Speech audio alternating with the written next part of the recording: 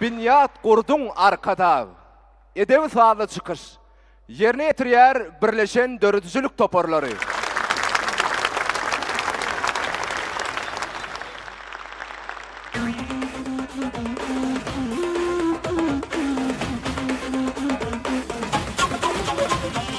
Arka dağın pekim paykası bilen Bağtiyar vatanımız gülzara dönyer. Din salsan şöhratlı tarihimize Koşu tarım şirin o vadı geliyor.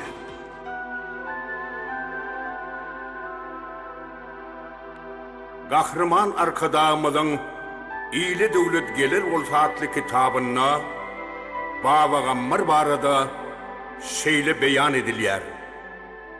Rivayete göre Halif Ali'nin atvakarı bolan Baba Gammar ilkinci bolup dutar sazgurunu yasaptır.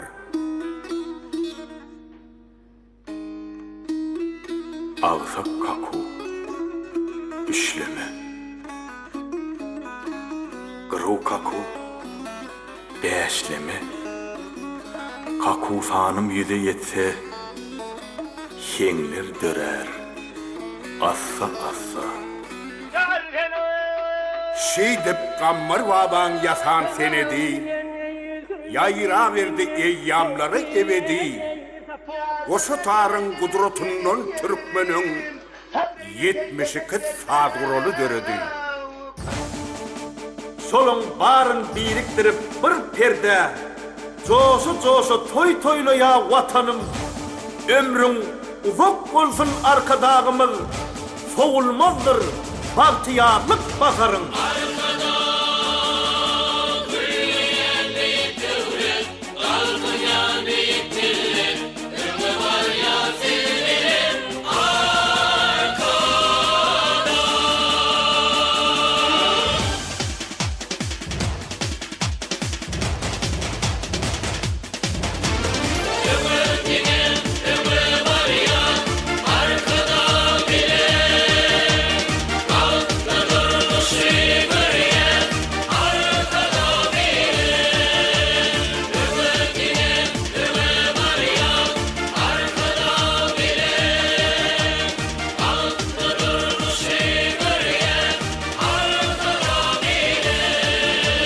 Yetip söyler aşk mülküne seyranım, Saryanım alilvan bal bostandır. Cennete behretken bu gödül vatan, arkadağlı vatan Türkmenistan'dır.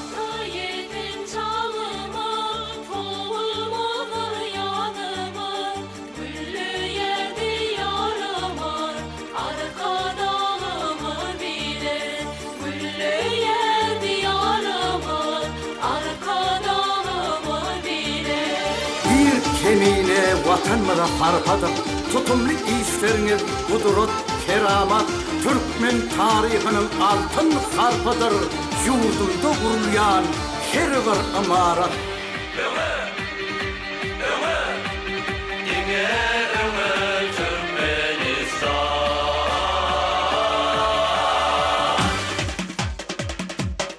Bina vurmak, devlet vurmak giymektir. Bir binadın midemesin arka dağ. Bu binalar nesillere soğuttur. Kuvvet gibi, gayret gibi arka dağ.